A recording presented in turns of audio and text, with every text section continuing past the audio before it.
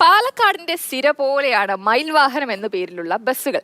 നാട്ടിൻപുറമെന്നോ നഗരമെന്നോ ഒന്നും വ്യത്യാസമില്ലാതെ പാലക്കാടിന്റെ മുക്കിലും മുലയിലും ഒക്കെ ഈ മയിൽ വാഹനം എത്തിയിരുന്നു. ഇന്നും പാലക്കാട്ടുകാരുടെ ജീവിതത്തിന്റെ ഭാഗമാണ് ഈ മയിൽ വാഹനം.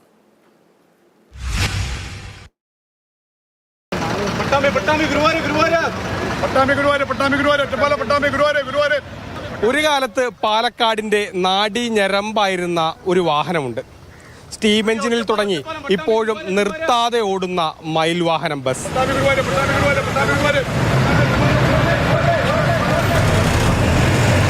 മയിൽ വാഹനം യാത്ര ആരംഭിക്കുകയാണ്. ഒരു നൂറ്റാണ്ടിനോടടുക്കുന്ന യാത്ര. നമ്മുടെ പുത്തമ്പള്ളി പാലക്കാട് വണ്ടിയുണ്ട്. പുത്തമ്പള്ളിയിലൊക്കെ ഓടുമ്പോൾ നമുക്ക് അത്രയും സ്വീകരണമായിരുന്നു ആ വഴിക്ക്. പുത്തമ്പള്ളിയിലൊക്കെ പോകുമ്പോൾ ഓരോ ഓണായ രാവിലത്തെ ഭക്ഷണം, ഉച്ചത്തെ ഭക്ഷണം എല്ലാം ജനങ്ങൾ തന്നായിരുന്നൊരു കാലം ഉണ്ടായിരുന്നു. ഇവിടെയും അതെ, തിരൂര്, ചമ്രവട്ടം, തിരൂര്, പട്ടാമ്പി അങ്ങനെ വണ്ടികളൊക്കെ ഉണ്ടായിരുന്നു. അതിലൊക്കെ അതേമാതിരി ജനങ്ങൾക്ക് ഭയങ്കര സപ്പോർട്ടായിരുന്നു ഞങ്ങൾ മയിൽവാഹനത്തിനോട്. വാഹനങ്ങൾ പോലും അപൂർവമായ കാലത്താണ് CA മാത്യൂസ് മയിൽവാഹനം എന്ന ബസ് സർവീസ് തുടങ്ങുന്നത്. കമ്പനിക്ക് മയിൽവാഹനം എന്ന പേര് വരാനും ഒരു കാരണമുണ്ട്.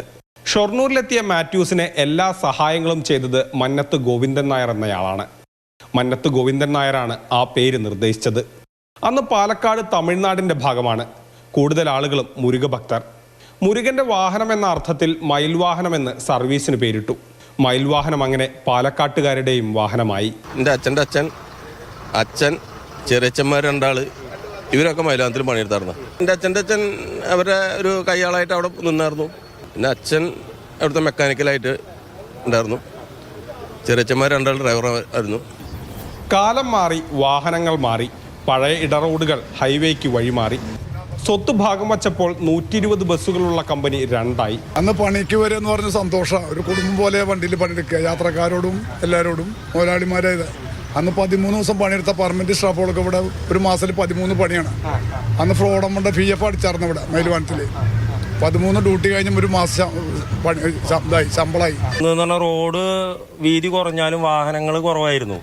അതുപോലെ തന്നെ ബസ്സുകളുടെ സമയം, അതായത് ഇപ്പോൾ ഈ മയിൽവാഹനം സർവീസ് എന്ന് പറഞ്ഞാൽ അവരുടെ പുറകിൽ വരണത് മയിൽവാഹനം, അങ്ങനെയുള്ള ഒരു ഇതാവുമ്പോൾ കോമ്പറ്റീഷന്റെ പ്രശ്നങ്ങൾ വന്നിരുന്നില്ല. പിന്നെ റോഡിന്റെ അവസ്ഥ, പിന്നെ പഴയ പോലെയല്ല, കുട്ടികളെ കയറ്റാതെ പോയാലും നമുക്ക് നേരം വൈകിയ സ്റ്റോപ്പ് എടുത്തില്ലെങ്കിലും കുട്ടികളെ കയറ്റി പോകണം എന്നുള്ള നയമാണ് ഇപ്പോൾ. മൽഗോഷ് സി മോഹനൊപ്പം ഗോകുൽ VS, മാതൃഭൂമി ന്യൂസ്, പാലക്കാട്.